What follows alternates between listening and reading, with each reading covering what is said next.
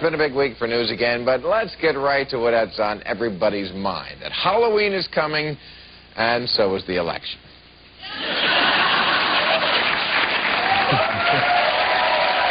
Yeah, I know. Two events that always start off promising, but wind up making everybody sick. So what better time to set the mood with a scary Halloween story?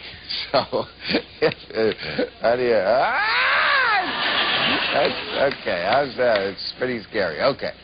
This is the true story of the presidential election of the year 2000. The story of the telltale penis.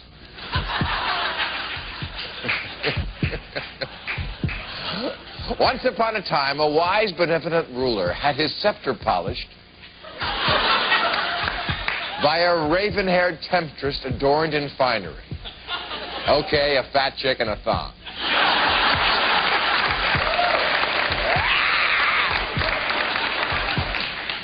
From this evil deed in a windowless hallway behind the chamber door, a curse was born that cast a stain upon all the land. Not to mention a perfectly good gap dress. The days passed, but the ruler's wicked wand was not forgotten, except by his wife. Soon it came time for the ruler to step down and retire to his country estate, where he would spend the remainder of his days hunting beaver. He chose Prince Albert of Washington, a man of kind heart and slightly effeminate bearing, to succeed him. But Albert could not escape the evil echoes of the telltale tool. Like an aching wound, it throbbed. He summoned the holy man Lieberman to end the curse by invoking the name of God repeatedly on talk shows. But still the unholy member pounded. Albert even appeared before the assembled of his party and kissed his wife in the French style, hoping to quell the sinister pulse. But this only made it louder. Plus, the pundits had a field day. Albert's rival, George the Compassionate, tried to blame Albert himself for the curse. We must restore honor and dignity, he said, between executions. Don't blame me, Albert cried out. I am my own man. But he still couldn't stop the demonic thumping, for George was ruthless. Honor and dignity we must restore, quoth the rival. Never gore.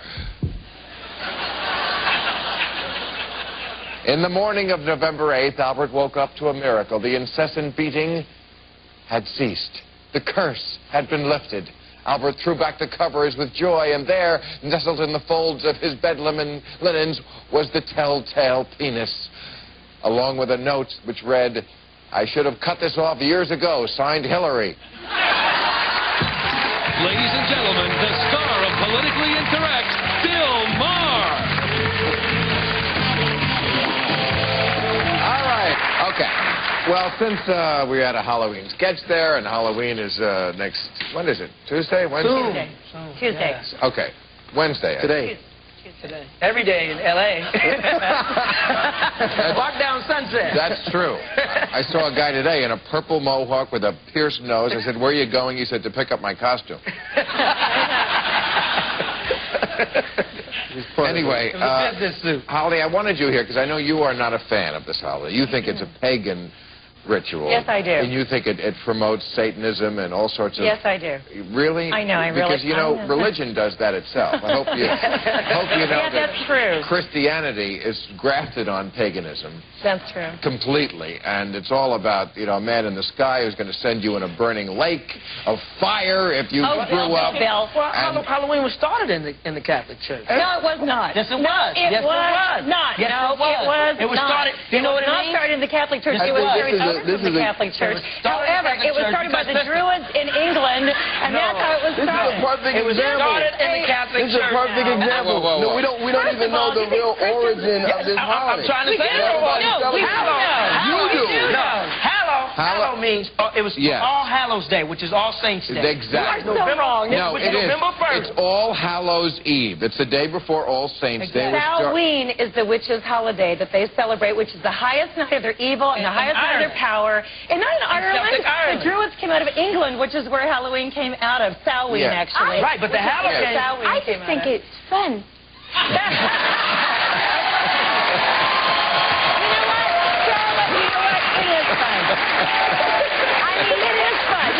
It is fun, and I'm not trying to put a real damper on the fun. But the thing is, it's become, though... I think because in Britain, we don't make such a big deal of it as you do in America. Well, because you're not insane there. No, all we do is, like, dress up as, like... Well, I don't, but, you know, like, it's until the age of about 12, and then you're considered really sad if you do it after that. So you dress up as, like, Draculas or witches or something like that. Wait, you can you dress up as what? You dress up as what, Charlotte? Draculas and witches. Yeah, but then, you know, they don't care about that. They just care about getting sweets and candy and money. Fighting people, it's about getting candy. Yeah. You guys, but the subliminal message and the deeper message is this. It has become more and more. 20 years ago, you could dress up as a hobo and you could go out with a paper bag and get candy. Nowadays, you dress as a hoe.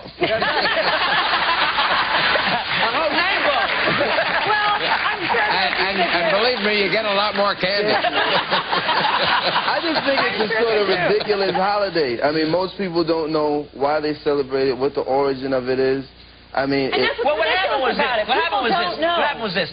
Before All Saints Day, they felt that the spirits would come back and possess people's bodies. So what they did was they went out and they put on costumes and paraded around the streets that scared the evil spirits away. And that's what old costumes I think this is a really casual way to, like, have, like, contact with the underworld. Like, oh, the dead spirits are today. Let me put on my house coat so they won't get me.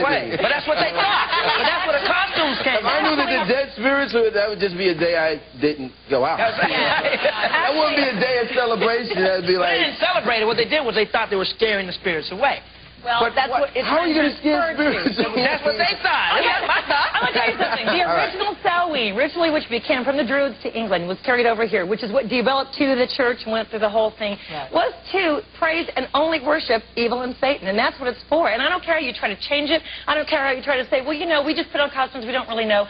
The underlying whole reason for this holiday is to worship Satan, dark and evil. It's their highest night of power. I wouldn't use that same exact language, but there is something pretty sinister about the whole idea of Halloween. But it's up for the parents to educate the kids on that. And what parents are going to educate? What parents are going to educate? Let me make this point about Halloween. It just seems to me like it's just like another consumer holiday, sort of like for money. Yeah, like Valentine's Day, like go buy your girl a Valentine's card and some chocolate. Exactly. She already doesn't like you anyway. Selling stuff. It's right. It's all about the money. It's become the second biggest holiday in this nation. And you know what? And you know what? 3 out of 10 adults dress up more than the kids do. Right. Village in New York, and that guy, they said the guy that has a thing, you know, by that ridiculous. For the scream or the... No, the thing that makes the jack-o'-lantern faces. Oh, yeah, okay. Then I don't know how true this is, but somebody said that this guy makes $3 million a year. Well, I wouldn't doubt it. Halloween, just this holiday. That's the ridiculousness of this holiday. I hardly think that, like, a 7-year-old girl dressed in a princess costume is going to be thinking of Satan as she's going to collect candy. Exactly. That's true. That's true that she doesn't. That's true that she doesn't, but there's a lot of things we do in this culture that we're so stupid because we don't know anything about it. We're so ignorant on the whole reason why we do it. We just go along like sheep to the slaughter. And I think it's important to know the real reason. Which is a perfect description of religion itself. I mean, what is scarier than drinking the man's blood every Sunday? That's not a spooky ritual. I really hear kids drink his blood and eat his body. Like, that's not pagan. What could be more pagan than that? I'm all for freedom of faith. I mean, you know, there are things about everyone's faith that, you know, we might think are peculiar or strange. I saw a book about Indian mystics who tie bricks of mortar to their penises to reach some state of enlightenment. I think that what was that? I think that's ridiculous myself, but that's part of the tradition. I have to respect that. I don't think it's necessary. Enlightenment. They just want a bigger penis. I don't think that helps. I think we're getting off of the original topic. No, I don't think it's fair to lump up religion as like, you know, like this evil and wicked thing. I think people have, you know, their own customs and religion for their own, you know, purposes or intentions, which may not be so pure. But I don't think it's fair to just say, you know, I think it's too blanket in general to just demonize all religion. Is wrong. Okay, I have to take a commercial with you. All right. We were talking about Halloween and the fact that one of the phenomenons of this holiday in recent years is that it's been taken over by adults. Yeah. And therefore the costumes have changed, and really one of the big costumes, let's face it, is pimps. For girls? I mean, there's a pimp in Ho Ball. I went to it last year in Las Vegas as an observer. As an honor. Show the clip of wrestling. I mean, there's this guy, the Godfather of wrestling. He dresses as a pimp. I mean, this is he's a pimp. I mean, it's pimp. They got everybody does pimp. Look at this, just to give you one example of how far this phenomenon has stretched. There. That's a wimp. That ain't a pimp. I'm gonna mess you up, That was a sketch we did years ago. Have you seen the film American Pimp? The what? There's a documentary called American Pimp. It glorifies pimp. No, it does not. It does not. Have you seen it? Yeah, I have, actually. It doesn't glorify pimps at all. And I think one of the interesting things about first of all, America has a love affair with the villain. Yes. You know, Billy the Kid, John Dillinger, Jesse James, Al Capone. George Bush. Come on.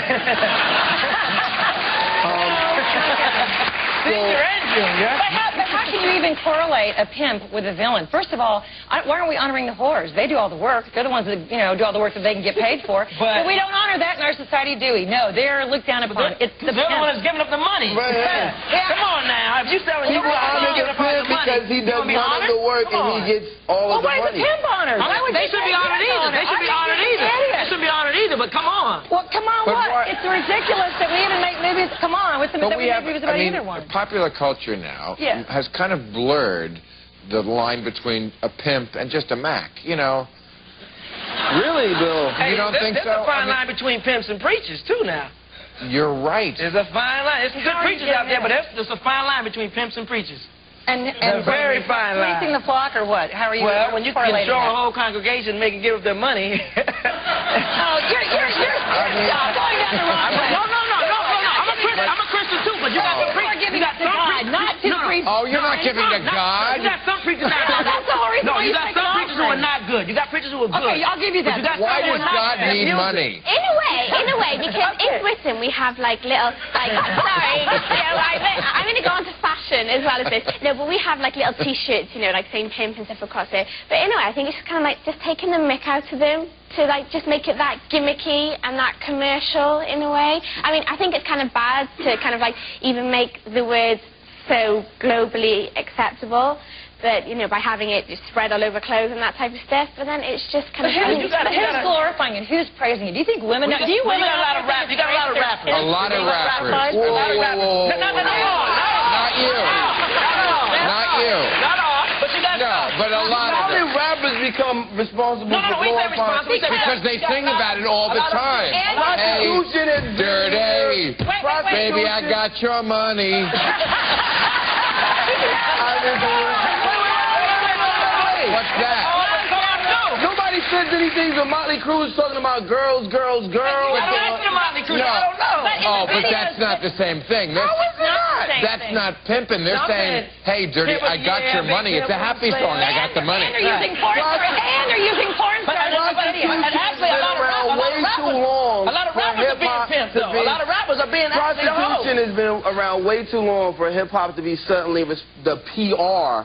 No, but they're glorifying the black male pimp, and that's who they're glorifying in these rap songs. And they're glorifying using women. They are. Some rap songs are glorifying using women, and some of the videos are featuring porn stars. Do you know that's the biggest industry right now for porn stars? In all of these rock videos. One of these that's true. porn stars on the cover. True. And let me say this much about pimps. Pimps You like them? Is this something? Well, first of all, I just want to understand. Can I finish this sentence? Yeah, would you let... Are you making assumptions on me based on my hat? I think this is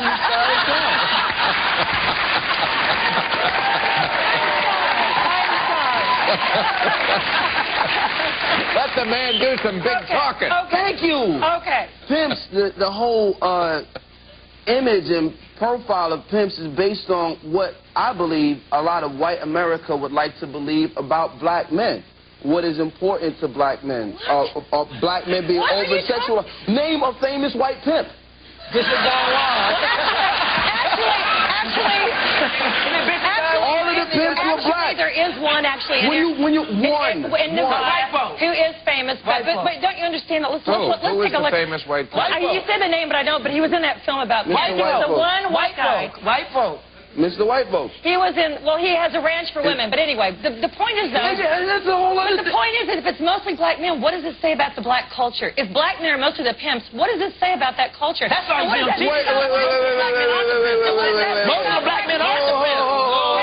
Let me say this, Steve, and that's why everybody should go out and see this movie, American Pimp. No, it's not. It is. First of all, that Bunny Ranch, What are you doing? the Bunny Ranch in Nevada is owned and operated by a white man. Yes, I just told you that. All right? Now, nobody looks at him like a pimp. He's just a successful businessman. He's a crafty businessman. No, he's not. That's not the public perception of him. Well, he's not beating the women. He's not out proselytizing them. No. Like you saying this like you work there and you're expected to I watched the video. And all I'm saying is, You need to read to your kids. You need to read. You know what? And let me just say this in closing. I got to take a break and then you can say that. We'll take a...